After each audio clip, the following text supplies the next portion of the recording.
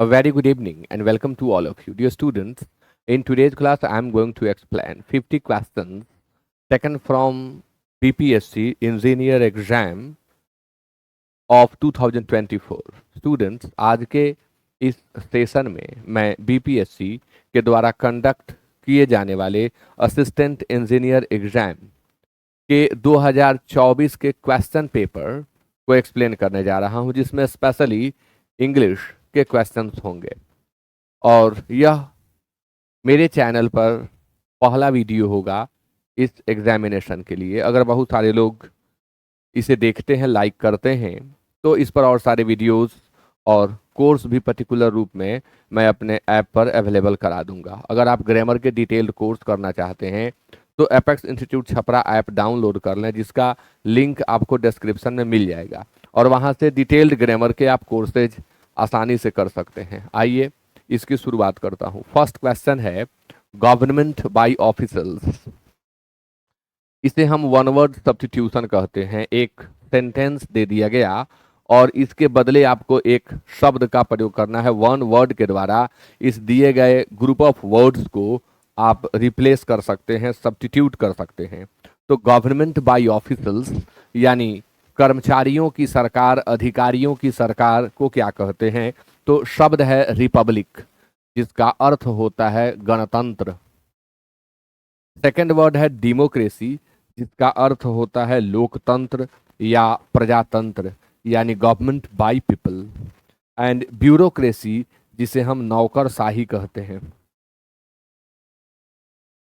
तो government by officials कहा जाए या गवर्नमेंट बाय ऑफिसर्स कहा जाए, दोनों ही स्थिति में हम सेलेक्ट करते हैं ब्यूरोक्रेसी को। और लास्ट वर्ड है डी में ऑटोक्रेसी। तो ऑटोक्रेसी का अर्थ होता है एक तंत्र, जिसमें सारी शक्ति एक ही व्यक्ति के हाथों में सीमित होती है। जब समस्त शक्ति किसी एक व्यक्ति के हाथ में हो तो उसे ऑटोक्रेसी कहते हैं और उस व्यक्ति को ऑटोक्रेट कहते हैं। आइए नेक्स्ट क्वेश्चन देखते हैं। क्वेश्चन नंबर 2 आपके सामने है। A person who loves his country, वह व्यक्ति जो अपने देश से प्रेम करता है, उसे क्या कहते हैं? ए में है वेटेरन। वेटेरन का अर्थ होता है अनुभवी, यानी वह जिसके पास काफी लंबा अनुभव हो उसे हम अनुभवी कहते हैं। पैट्रियट का अर्थ होता है देशभक्त, देशभक्त। ऑप्टिमिस्ट आशावादी। और पैरासाइट परजीवी, जो दूसरे जीवों पर डिपेंड करता है, उसे हम पैरासाइट कहते हैं। ऑप्टिमिस्ट और ऑप्टिमिस्टिक, आपने दो शब्द सुना होगा। ऑप्टिमिस्ट नाउन का काम करता है, जिसका एडजेक्टिव बनाने पर ऑप्टिमिस्टिक हो जाता है। दोनों का अर्थ आशावादी ही होता है। एक नाउन है तो दूसरा एडजेक्टिव है। तो a person who loves his country, जो अपने देश से प्रेम करे, उसे हम पैट्रियट कहते हैं, देशभक्त। Question number 3, the state of being one. एक होने की अवस्था, स्टेट मतलब राज्य, और इसी स्टेट का दूसरा अर्थ अवस्था, और इसी स्टेट को जब वर्ब के रूप में इस्तेमाल करेंगे अर्थ हो जाएगा कहना। तो the state of being one यानी एक होने की अवस्था को क्या कहते हैं? एक होने की स्थिति को क्या कहते हैं? फैटल शब्द है, जिसका अर्थ होता है जानलेवा या प्राणघातक। फैटल के लिए और वर्ड क्या यूज हो सकते हैं? तो फैटल के लिए हम लेथल का यूज करते हैं और हम डेडली का यूज करते हैं। फिर शब्द है पैट्रिमनी। पैट्रिमनी मीन्स होता है पैतृक संपत्ति, पिता से प्राप्त संपत्ति, और पिता के पिता यानी पूर्वज या दादा से प्राप्त संपत्ति को हम पैट्रिमनी कहते हैं। इसके जगह पर हम इनहेरिटेंस का प्रयोग भी कर सकते हैं। इनहेरिटेंस इसका सिनोनिम हो सकता है। यूनिटी का अर्थ होता है एकता, एक होने की स्थिति, एक होने की अवस्था को हम यूनिटी कहते हैं। और शब्द है वॉलंटरी। वॉलंटरी का अर्थ होता है स्वैच्छिक, यानी स्वयं की इच्छा से, खुद की इच्छा से स्वैच्छिक। तो 3 का आंसर सी होगा। क्वेश्चन नंबर 4 आपके सामने। Take possession of by force, जबरन किसी चीज पर अपना अधिकार बना लेना, बाय फोर्स यानी जबरदस्ती या जबरन। पजेशन शब्द अंग्रेजी के पजेस वर्ब से बना है जिसका अर्थ होता है अधिकार बनाना। तो जबरदस्ती किसी चीज को अपने अधिकार में ले लेना क्या कहलाता है? शब्द है ए में यूज ऑफ। यूज ऑफ का हिंदी अर्थ होता है हड़प लेना, हथिया लेना। सेकंड वर्ड है मर्सीनरी। मर्सीनरी का अर्थ होता है पेशेवर, जो पैसा लेकर के क्राइम करते हैं या पैसा लेकर के सेना की मदद करते हैं, ऐसे लोगों को मर्सीनरी शब्द से के बदले मर्सीनरी शब्द का इस्तेमाल किया जाता है।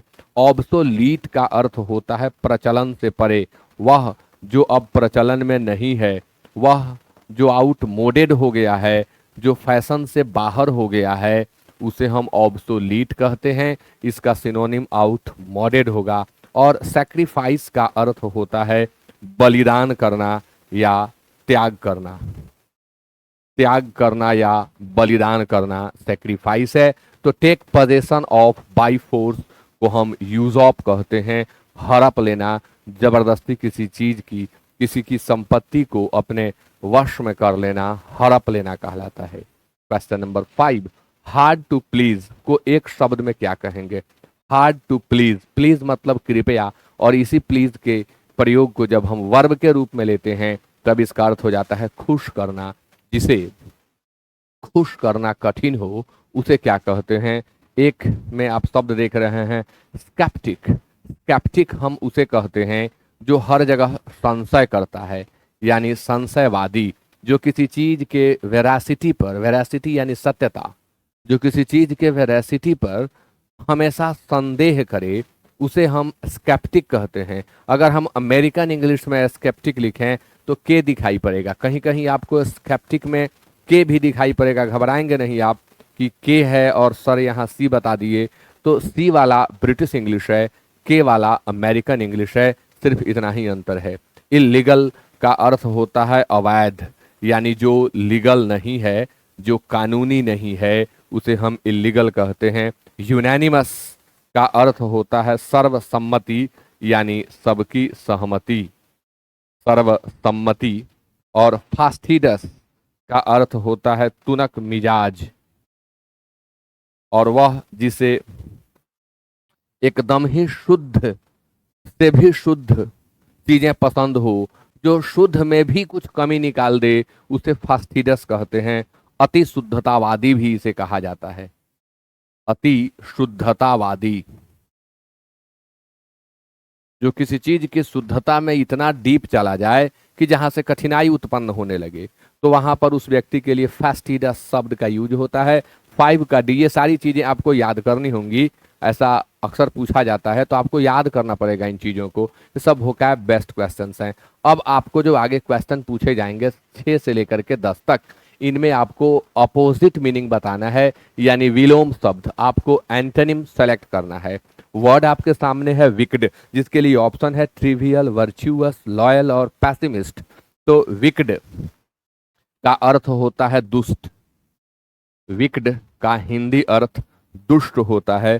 ट्रिवियल का अर्थ होता है मामूली, मामूली मतलब कम महत्व का, जो महत्व के दायरे में नीचे आ जाए उसे ट्रिवियल कहते हैं। इसका सिनोनिम अनइम्पॉर्टेंट होता है, अनइम्पॉर्टेंट। इसका दूसरा सिनोनिम इनसिग्निफिकेंट होता है, इनसिग्निफिकेंट होता है। वर्च्यूअस का अर्थ होता है गुणी, जिसके अंदर सद्गुण हो, जो मनुष्य होने के संपूर्ण गुणों से सुसज्जित हो, उसे हम वर्च्यूअस कहते हैं। लॉयल का अर्थ होता है स्वामी भक्त, वह जो वफादार हो, वह जो अपने स्वामी का भक्त हो, उसके लिए वर्ड लॉयल यूज किया जाता है, वफादार। और पैसिमिस्ट मीन्स निराशावादी। थोड़ी देर पहले हम लोग ऑप्टिमिस्ट पढ़ रहे थे और अब हमारे सामने पैसिमिस्ट आ गया, तो आप समझ सकते हैं कि यह ऑप्टिमिस्ट का एंटोनिम है। तो विक्ड मतलब दुष्ट होता है, और वर्च्यूअस मतलब गुणी होता है, सद्गुणी होता है, अच्छे आचरण वाला, अच्छे व्यवहार वाला होता है। इसलिए हम वर्च्यूअस सेलेक्ट कर लेंगे। 6 का आंसर बी होगा। क्वेश्चन नंबर 7 आपके सामने वर्ड है परजुएड, जिसका आपको एंटोनिम बताना है। परजुएड के लिए 4 ऑप्शंस हैं, डिजुएड है, इग्नोबल है, टेम है और डिसयूनाइट है। तो परजुएड का अर्थ होता है मनाना, किसी को किसी तथ्य या किसी बात के लिए राजी करा लेना परजुएड कहलाता है। मनाना या राजी कराना, राजी कराना। डिसुएड का अर्थ होता है भड़का देना या दूर हटा देना, दूर हटाना या विरुद्ध कर देना, विरुद्ध कर देना। इग्नोबल मतलब होता है लोक निंदा वाला, इग्नोबल वर्क जिसके चलते लोगों के बीच आपकी निंदा हो, वह इग्नोबल वर्क कहलाता है। टेम का अर्थ होता है पालतू, और डिसयूनाइट का अर्थ होता है खंडित करना या होना, खंड में बंट जाना, टुकड़ों में बंट जाना। यूनाइट का अपोजिट वर्ड है डिसयूनाइट। तो परजुएड का याद कर लें, एंटोनिम डिजुएड होता है। परजुएड मनाना, डिजुएड विरुद्ध कर देना, भड़का देना। शब्द है वेग, जिसके लिए रिवार्ड है, हार्ड है, वाइस है और डेफिनिट है। तो वेग का अर्थ होता है अस्पष्ट, जो स्पष्ट नहीं है, जो क्लियर नहीं है, उसे हम वेग कहते हैं। इसका वर्ड क्या होगा? एंटोनिम में रिवार्ड होगा, हार्ड होगा, वाइस होगा, डेफिनिट होगा।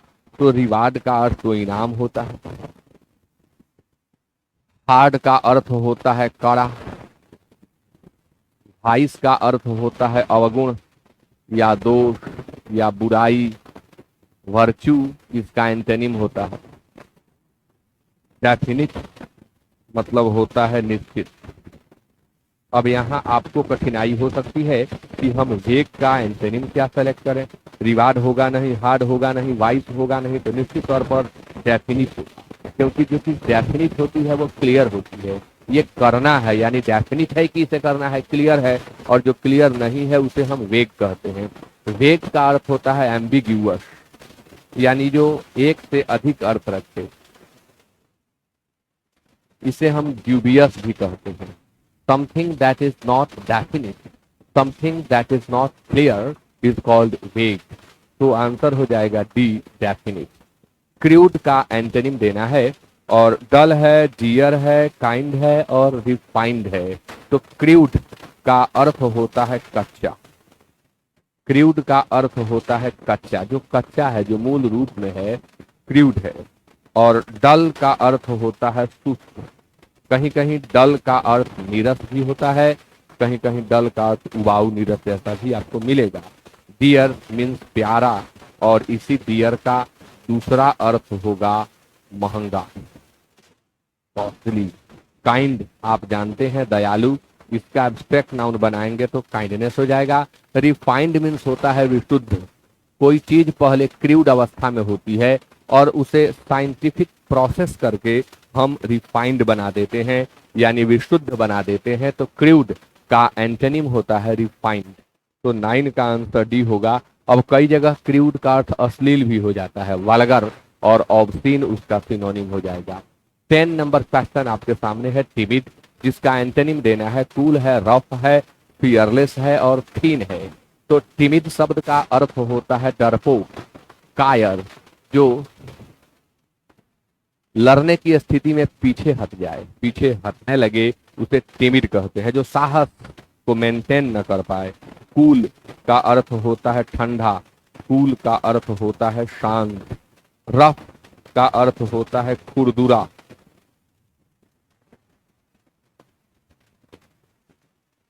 फियरलेस का अर्थ होता है निर्भीक। इसके सिनोनिम के रूप में आप इंट्रेपिड भी याद करें, इंट्रेपिड। और थीन जिसका अर्थ होता है पतला, दुबला। तो डरपोक का फियरलेस होगा, इंट्रेपिड होगा, बोल्ड होगा, बोल्ड। फियरलेस का सिनोनिम बोल्ड भी होता है, फियरलेस का सिनोनिम करेजस भी होता है।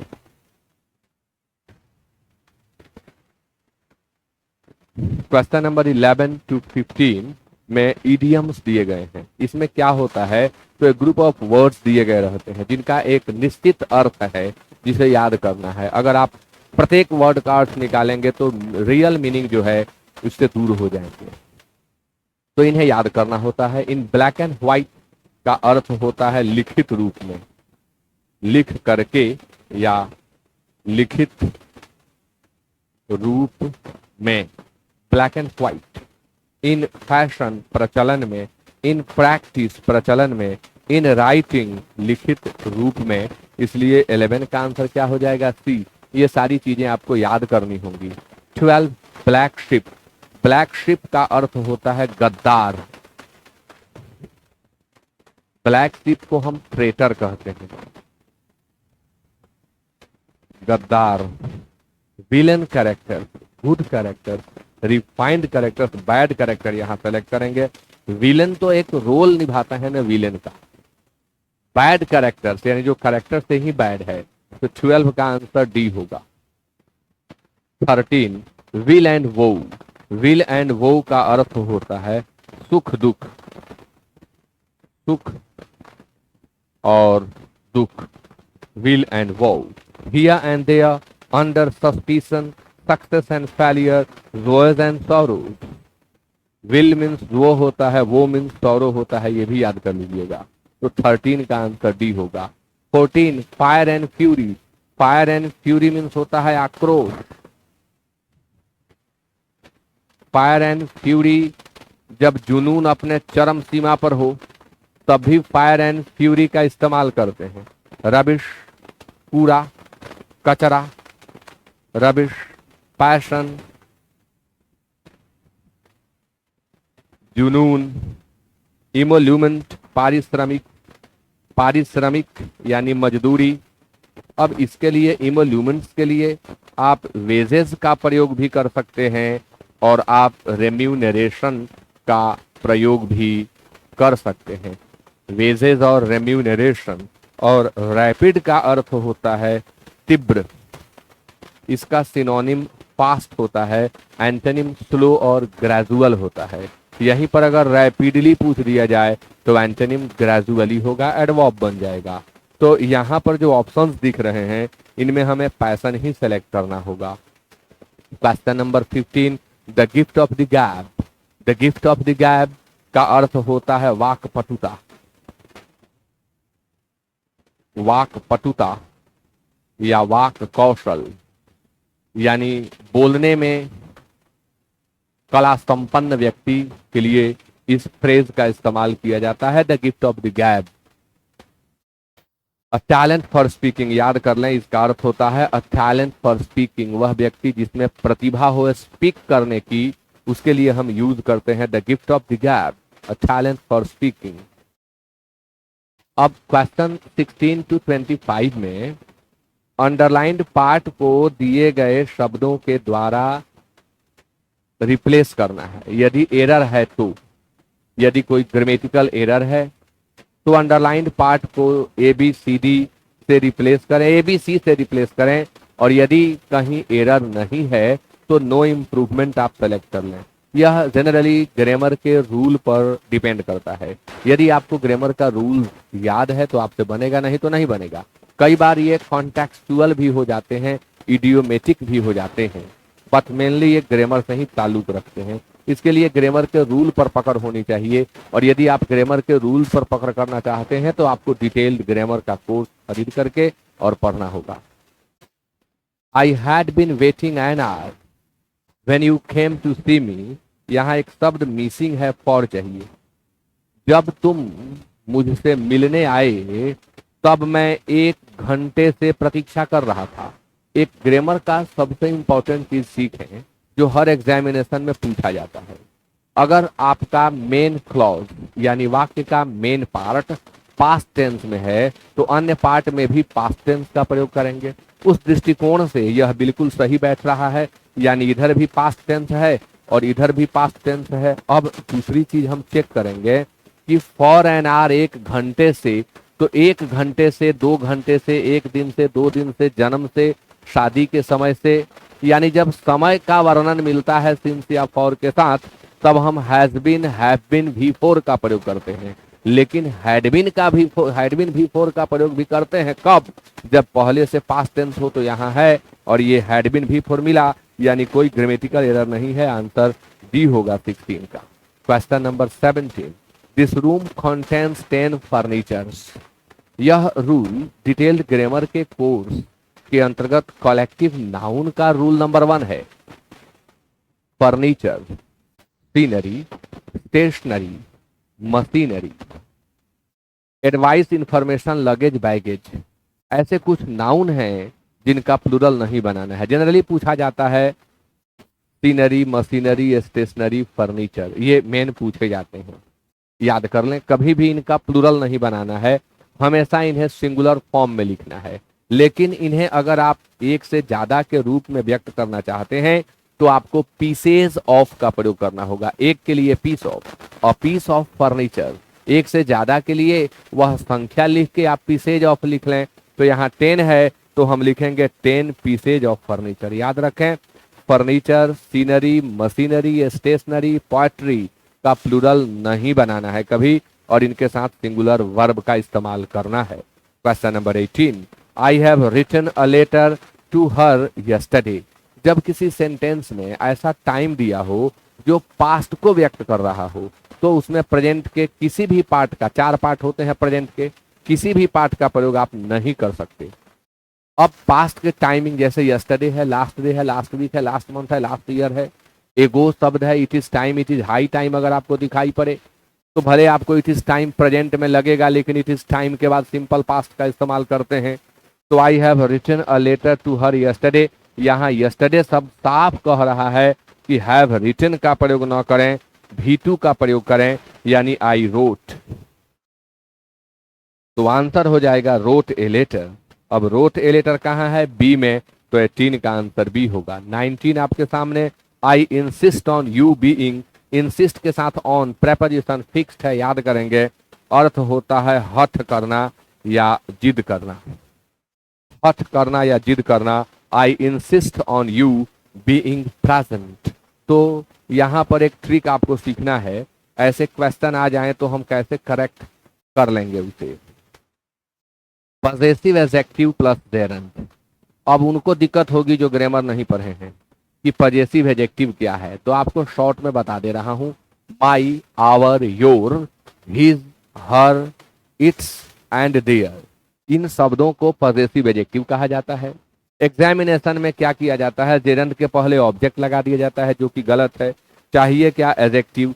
तो यू को एडजेक्टिव में बदलेंगे तो यह योर हो जाएगा, यानी योर बीइंग करेंगे तो सेंटेंस सही हो जाएगा।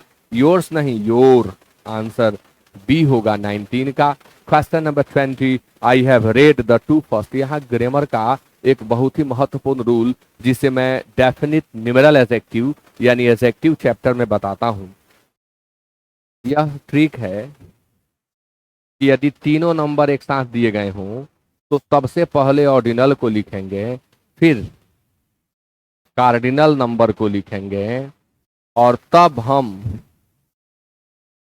मल्टीप्लिकेटिव नंबर को लिखेंगे। ऑर्डिनल नंबर मतलब first, second, third, fourth, fifth, sixth, seventh, eighth, next and last. Ordinal number means 1, 2, 3, 4, 5, 6, etc. And multiplicative number, गुणात्मक संख्या, once, twice, thrice, 2 times, 3 times, 4 times, 5 times, 100 times, several times. तो क्या होना चाहिए? तो फर्स्ट पहले होना चाहिए और 2 बाद में होना चाहिए। तो द फर्स्ट 2 होगा, द फर्स्ट 2 होगा, इसलिए आंसर 20 का सी हो जाएगा। 21 आपके सामने, all the cakes have been eaten by the boys before the party began. ध्यान दीजिएगा, एक पार्ट जो बिफोर के बाद है वह पास्ट टेंस में है, तो बिफोर द पार्टी बिगैन यह गलत भी नहीं है, पार्टी शुरू होने के पहले। तो ग्रामर का बहुत इंपॉर्टेंट रूल, पास्ट टेंस के 2 क्लॉज यदि बिफोर या व्हेन से जुड़े हों, पास्ट टेंस के 2 क्लॉज यदि बिफोर या व्हेन से जुड़े हों तो इनके बाद में V2 का और इनके पहले हैड V3 का प्रयोग करते हैं, तो यहां पर हैड बीन ईटन लिखना होगा। हैड बीन ईटन, और हैड बीन ईटन कहाँ है? सी में है। ये रूल याद कर लेंगे, आप लिख करके याद करेंगे। I was appointed for this post, I was appointed for this post, तो अपॉइंट के बाद फिक्स प्रेपोजिशन टू लगता है। I was appointed to this post, मुझे इस पोस्ट पर नियुक्त किया गया। I was appointed to this post, post के लिए अपॉइंट हो तो टू का प्रयोग करें। This is the completest book on English grammar. Completest शब्द गलत है। एडजेक्टिव को जब हम कॉम्परेटिव और सुपरलेटिव डिग्री में बदलते हैं तब हमें ध्यान रखना होता है वे एडजेक्टिव जिनका उच्चारण हम एक बार में कर सकें। जो मोनोसिलेबिक एडजेक्टिव हैं उनके साथ ER EST लगाकर कॉम्परेटिव और सुपरलेटिव डिग्री बनाते हैं, और जो एडजेक्टिव दो या दो से अधिक टुकड़े में बढ़ते हैं उनके पहले मोर लगाकर कॉम्परेटिव डिग्री और मोस्ट लगाकर सुपरलेटिव डिग्री बनाते हैं। तो कॉम्प्लीटेस्ट शब्द ही गलत है। दिस इज, एक और बात यहां हम कहेंगे कि आपको आंसर ए देना चाहिए। क्यों देना चाहिए? क्योंकि कंप्लीट शब्द अपने आप में पूर्ण है। कंप्लीट से ज्यादा कंप्लीट कुछ नहीं होगा, परफेक्ट से ज्यादा परफेक्ट कुछ नहीं होगा, राउंड से ज्यादा राउंड कुछ नहीं होगा, स्क्वायर से ज्यादा स्क्वायर कुछ नहीं होगा, ब्लाइंड से ज्यादा ब्लाइंड कुछ नहीं होगा, पैरामाउंट और एक्सीलेंट से ज्यादा कुछ नहीं होगा। यानी तात्पर्य यह है कि अंग्रेजी के कुछ वर्ड हैं जो अपने आप में सुपरलेटिव सेंस रखते हैं। ये शब्द जो अपने आप में सुपरलेटिव हैं उनकी डिग्री चेंज करके एरर दिया जाता है। ध्यान रखें कि इनका डिग्री चेंज नहीं करना है। दिए गए क्वेश्चन में आप कॉम्प्लीटेस्ट देख रहे हैं जो कि गलत है। ए कंप्लीट का प्रयोग करें। ए कंप्लीट यानी 23 का आंसर ए होगा। Question number 24, he who has suffered most, तो who has suffered most in the cause एक क्लॉज है, सबऑर्डिनेट क्लॉज कहते हैं इसे, जो सब्जेक्ट के बाद आ गया। अभी इस सब्जेक्ट के लिए हमें वर्ब की जरूरत है और यहां लेट हिम स्पीक दे दिया, गलत है। हम खोजें कि वर्ब कहां है, उसे बोलने दो, उसे बोलने दो। तो यहां सबसे बढ़िया होगा शुड स्पीक, उसे बोलना चाहिए। तो आंसर 24 का ए होगा। 25, when the boat was upset we could swim to the bank, जब बोट अपसेट हुआ तो हम बैंक यानी किनारे तक तैर कर जा पाए, जा सके। तो कुड का प्रयोग नॉर्मली अगर काम के कॉम्प्लीशन के लिए करें तो गलत माना जाता है। मैं यह काम कर सका, I was able to do this work. मैं यह काम नहीं कर सका तब I could not do this work. यानी कुड का प्रयोग प्रायः वर्क के कॉम्प्लीशन में नहीं करते हैं, नेगेटिव वे में करते हैं। अगर कॉम्प्लीशन है तो वॉज वर एबल टू, तो वी दिया हुआ है इसलिए आंसर 25 का ये हो जाएगा। 26 आपके सामने। प्लीज अब क्या करना है, तो 26 to 35 में फिलर दिया गया है, सुटेबल वर्ड आपको सेलेक्ट करना है। ऐसे क्वेश्चंस ग्रामेटिकल भी हो सकते हैं, सिचुएशनल भी हो सकते हैं, वर्ड बेसिस भी हो सकते हैं। यानी आपको हर चीज की जानकारी होनी चाहिए ऐसे क्वेश्चंस को परफेक्ट वे में बनाने के लिए। तो please ring me up as soon as he dash, कृपया मुझे फोन करें। रिंग अप मतलब फोन करना, कृपया मुझे फोन करें जैसे ही वह। तो एज सुन एज के बाद सिंपल प्रेजेंट टेंस का प्रयोग तब करते हैं जब उसके पहले वाला पार्ट प्रेजेंट में हो। तो रिंग हिम अप है तो यह एम्फेटिक सेंटेंस, मुझे फोन करें एम्फेटिक सेंटेंस है, लेकिन यहां हम फ्यूचर नहीं लिख सकते, प्रेजेंट परफेक्ट नहीं लिख सकते, इसलिए बेस्ट आंसर कम्स होगा 26 का सी। 27 आपके सामने, you are not justified dash imputing bad motives to me. तो अब जस्टिफाइड के साथ इन लगाएं, टू लगाएं, ऑफ लगाएं, ऑन लगाएं। जस्टिफाइड ऑन नहीं होता, जस्टिफाइड ऑफ नहीं होता। जस्टिफाइड के साथ टू लिखेंगे तो V1 हो जाएगा, वहां पहले से V4 है, और V4 है तो इन, क्योंकि किसी भी प्रेपोजिशन के बाद जेरंड आता है, टू के बाद V1 आता है। तो यहाँ आंसर 27 का ए होगा। 28, by the end of this month, इस महीने के अंत तक। इस महीने के अंत तक। ग्रामर का रूल यह सिखाता है कि यदि किसी वाक्य में बाई प्लस फ्यूचर का कोई टाइम दे दिया गया हो, वाक्य में बाई प्लस फ्यूचर का कोई टाइम दे दिया गया हो, तो आप विल हैव V3 का प्रयोग करें या आप शैल हैव V3 का प्रयोग करें। तो विल हैव आप यहां देख रहे हैं, V3 केवल सेलेक्ट कर लें तो क्या होगा, वर्कड होगा। ये ट्रिक याद करिएगा। A modest man does not boast that his merits, शब्द है बोस्ट, तो आप याद करें, इसे भी आपको रटना होगा। बोस्ट ऑफ का अर्थ होता है डिंग हाँकना। फिक्स्ड प्रेपोजिशन है, फिक्स्ड प्रेपोजिशन है बोस्ट के साथ ऑफ, इसलिए आंसर सी होगा। If I dash to pick a single factor to answer this big question, यह क्वेश्चन ही इनकम्प्लीट है।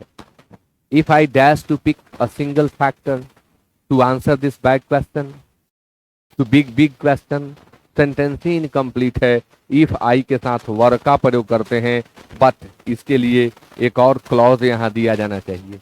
या तो मेरे टाइपिस्ट से मिस्टेक हुआ है या यह सेंटेंस ही गलत पूछा गया है। जब भी इफ से ऐसे सेंटेंस बनाए जाते हैं तो वह दो क्लॉज अपने साथ रखते हैं, एक डिपेंडेंट क्लॉज और दूसरा इंडिपेंडेंट क्लॉज, लेकिन यह तो इनकम्प्लीट है। फिर भी if I, if he, if she के साथ वर ऑप्शन में हो तो वही सेलेक्ट कर लीजिएगा। He preferred playing football to dash grammar. Prefer एक ऐसा शब्द है जो दो समान शब्दों के बीच तुलना करता है।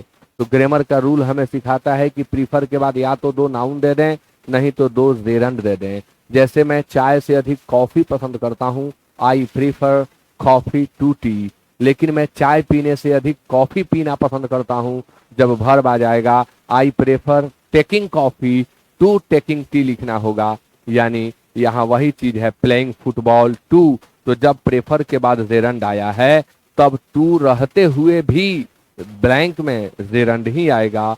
अब इस ऑप्शन में जेरंड के फॉर्म में कौन है, वन है, इसलिए 31 का आंसर ए होगा। The university has been closed dash yesterday. University कल से बंद है, कल से बंद है, तो सिंस। अब आप कहेंगे सर ये भी तो हो सकता है कि कल बंद है, तो जब कल बंद है, कल का बंद कहना हो तो ईज लगाएंगे। हैज बीन बता रहा है कि काम पहले से चल रहा है, इसलिए सिंस या फॉर चाहिए। तो यहाँ यस्टरडे है तो सिंस ही चाहिए, आंसर डी होगा। 33 द कन्फ्लुएंस, कन्फ्लुएंस का अर्थ होता है संगम, मिलान, मेल। The confluence of government and technology dash our lives. जब मोर देन वन सब्जेक्ट आपको दिखाई पड़े और प्रेपोजिशन से जुड़े हुए हों तो आपको फोकस करना है प्रेपोजिशन के पहले आए हुए सब्जेक्ट पर, वर्ब इसी के अनुसार लगता है। तो यहाँ कन्फ्लुएंस है, इसको वर्ब चाहिए। अब कई लोगों को तो अफेक्ट और इफेक्ट में अंतर ही मालूम नहीं है, तो वे फंस जाते हैं यहाँ आकर के। अफेक्ट का अर्थ होता है प्रभाव डालना, प्रभावित करना, यह अपने आप में वर्ब है। और जब हम इस अफेक्ट का नाउन बनाते हैं तब यह इफेक्ट हो जाता है, इसका अर्थ हो जाता है प्रभाव। यह वर्ब जनरली नहीं है, यह नाउन है। जनरली इसलिए कह रहा हूं कि इफेक्ट कभी कभी वर्ब का काम करता है, वहां अर्थ होता है लागू होना, प्रभाव में आना, रूल वगैरह के लिए। तो अफेक्ट का नाउन इफेक्ट होता है, यहाँ अफेक्ट का सिंगुलर रूप चाहिए क्योंकि सब्जेक्ट सिंगुलर है, वर्ब सिंगुलर चाहिए, तो अफेक्ट्स होगा। 33 का आंसर ए। मेन वर्ब में जब एस जोड़ते हैं तब वह सिंगुलर बन जाता है। 34 don't go out now, we are dash to have lunch. अभी बाहर मत जाओ, we are dash to have lunch, we are के बाद गोइंग लगाएंगे। We are going to have lunch, हम लंच करने जा रहे हैं, अभी बाहर मत जाओ, तो आंसर 34 का ये होगा। 35 सेंटिनल्स, सेंटिनल्स मतलब क्या होता है, गार्ड्स को ही सेंटिनल्स कहते हैं। तो सेंटिनल्स वर पोस्टेड लेस्ट, बहुत इंपॉर्टेंट ट्रिक ग्रामर का, याद कर लें आप सभी लोग, बार बार पूछा जाता है। लेस्ट के बाद जो भी सब्जेक्ट आए उसमें सिर्फ और सिर्फ शुड लगेगा। और चूंकि लेस्ट अपने आप नेगेटिव होता है, इसलिए कभी भी शुड के बाद नॉट दिखाई पड़े तो काट दें। शुड के बाद नॉट का प्रयोग नहीं करना है तब जब लेस्ट हो, और यह भी तय है कि लेस्ट आएगा तो शुड ही आएगा। इन दोनों का कॉम्बिनेशन बहुत तगड़ा है। तो sentinels were posted lest the camp should be taken by surprise. Should ही होगा, फिक्स है। ऑप्शन में देख लीजिए शुड, तो आंसर 35 का बी होगा। 36 आपके सामने। The wisdom is the gift of heaven. Heaven मतलब स्वर्ग होता है। बुद्धिमता ईश्वरीय उपहार है। स्वर्ग का उपहार है मतलब ईश्वर का उपहार है। तो ग्रामर का रूल कि जो अनकाउंटेबल नाउन हैं जब वे जनरल सेंस में हों तब उनके पहले आर्टिकल का प्रयोग नहीं करते हैं। विजडम एब्स्ट्रैक्ट नाउन है, अनकाउंटेबल नाउन है, इसके पहले आर्टिकल का प्रयोग सामान्य अर्थ में नहीं करेंगे। द हटाना होगा, सेंटेंस सही हो जाएगा। 37 में this is one of the most interesting book that है। यहां से दो ट्रिक आपको सिखाऊंगा। पहला ट्रिक कि वन ऑफ के बाद जस्ट बाद आने वाला नाउन हमेशा प्लुरल होगा। अगर इसके लिए कोई प्रोनाउन आ रहा है तो वह प्रोनाउन भी प्लुरल होगा, फिर भी वर्ब सिंगुलर होगा। वन ऑफ देम आर नहीं होगा, वन ऑफ देम इज होगा। One of the teachers are नहीं होगा, इज होगा। अब दूसरा क्या है, जब दैट यानी रिलेटिव प्रोनाउन, जब रिलेटिव प्रोनाउन के बाद के वर्ब को चेक करना हो। अब ये रिलेटिव प्रोनाउन क्या है भाई, तो हु, विच, हुज, हुम, हु, विच, हुज, हुम, एज, दैट, ये रिलेटिव प्रोनाउन है। ये दो क्लॉज को जोड़ने का काम करते हैं। तो आपको वर्ब का चेकिंग कैसे करना होगा, तो दैट रिलेटिव प्रोनाउन है, तो इसके बाद का वर्ब कैसा होगा डिपेंड करता है इसके पहले वाले नाउन या प्रोनाउन पर। तो यहाँ बुक्स है इसलिए यह हैज गलत है, हैव होगा। रूल कहता है कि वर्ब का प्रयोग हम एंटीसीडेंट के अनुसार करते हैं, रिलेटिव प्रोनाउन के अनुसार नहीं। तो यहाँ एंटीसीडेंट बुक्स है इसलिए हैज के जगह हैव होगा। तो आंसर इसका क्या हो जाएगा, बी हो जाएगा। इसके लिए आपको पूरा रिलेटिव प्रोनाउन पढ़ना पड़ेगा, तब डिटेल्ड में आप समझ पाएंगे। रिलेटिव प्रोनाउन में ऐसे क्वेश्चंस आपको मिलेंगे। 10 new members have been enrolled. 10 नए सदस्यों को लिया गया है, भर्ती की गई है, उन्हें उनका नामांकन कर लिया गया है। And 7 resigned. अब इनरोलमेंट किसी और के द्वारा होता है, रेजिग्नेशन स्वयं के द्वारा होता है।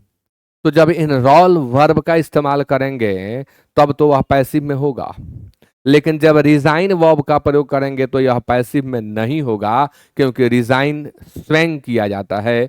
तो यहां पर बट 7 हैव रिजाइंड लिखना पड़ेगा। यहां हैव वर्ब नहीं होने से यह गलत है, आंसर सी होगा।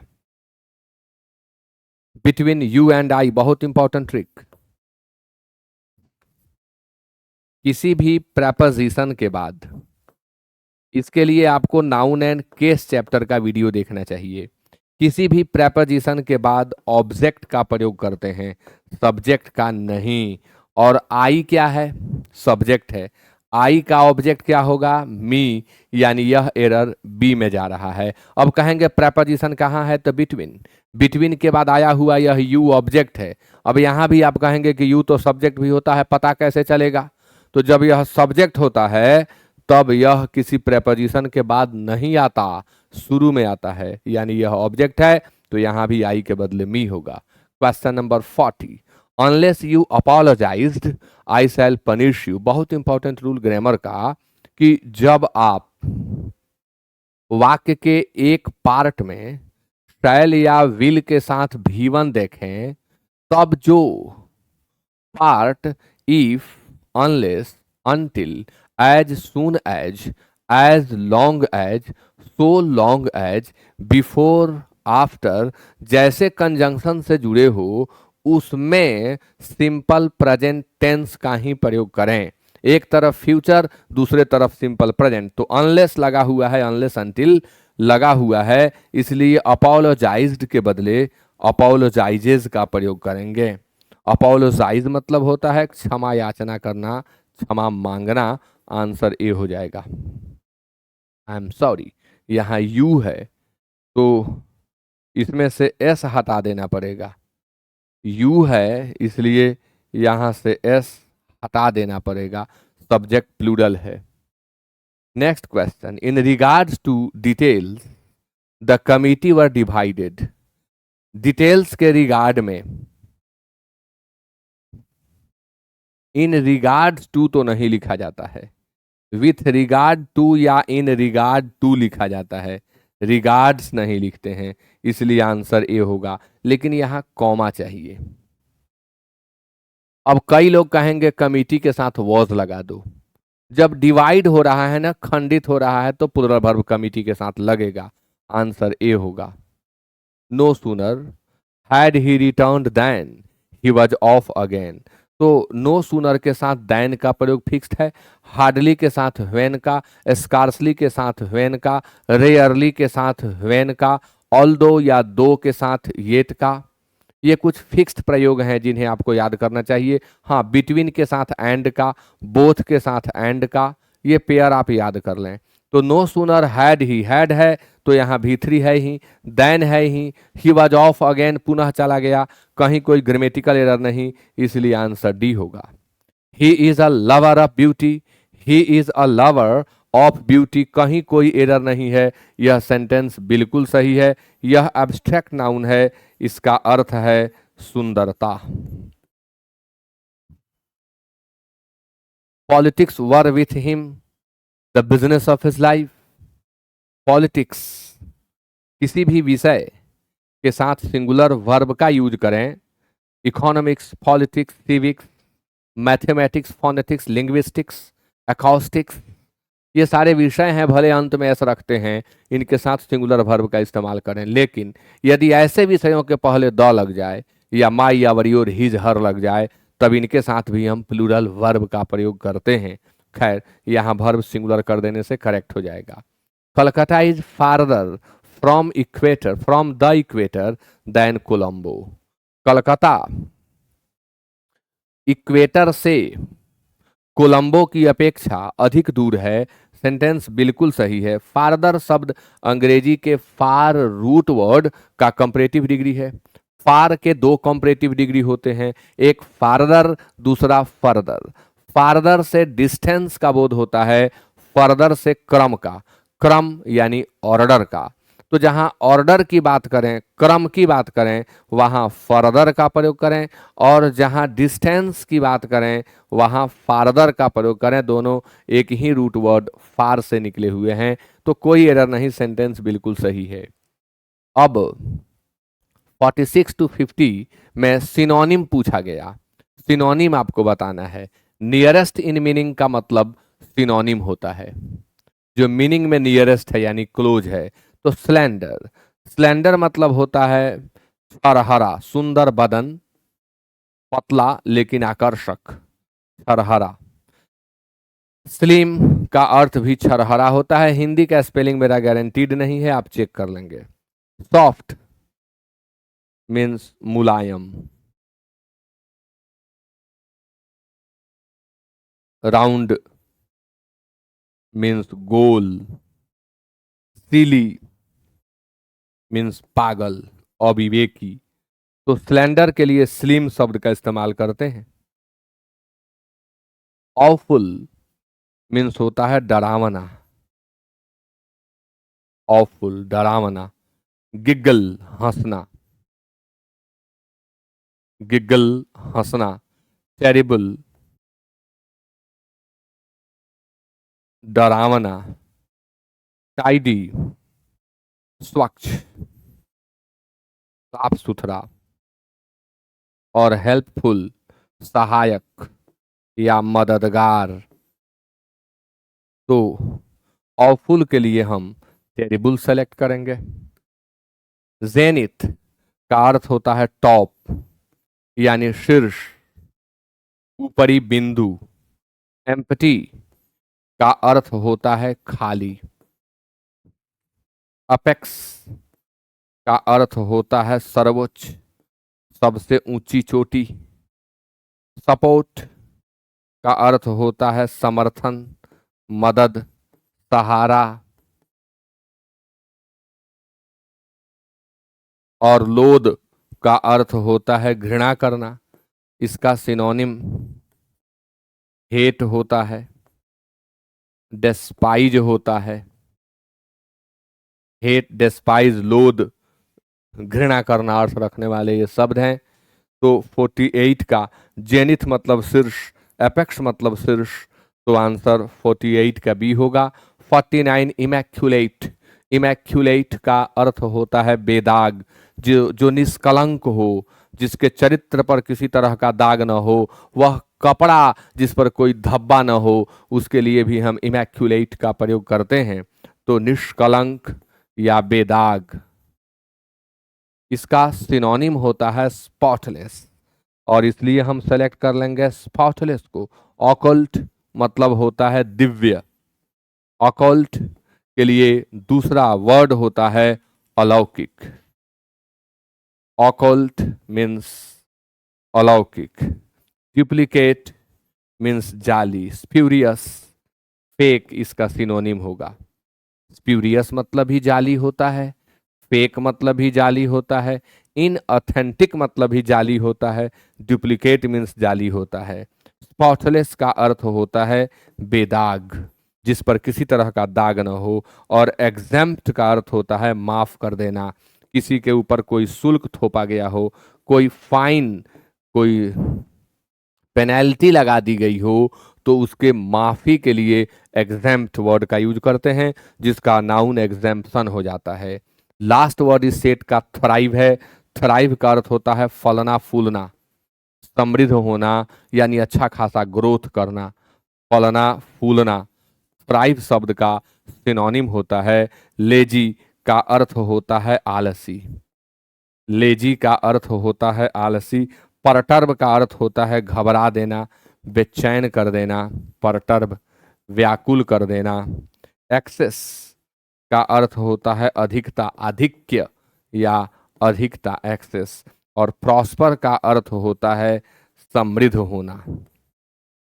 थ्राइव, प्रॉस्पर, एक और वर्ड जान ले, फ्लॉरिश। थ्राइव, प्रॉस्पर और फ्लॉरिश, इन सब का अर्थ होता है समृद्ध होना, फलना या फूलना। तो 50 का आंसर डी होगा। इस तरह से मैंने इस सेट को कंप्लीट किया। 2024 का यह बीपीएससी के द्वारा कंडक्ट किए जा रहे सिविल इंजीनियरिंग टेस्ट पेपर का क्वेश्चन था, जिसे मैंने एक्सप्लेन कर दिया।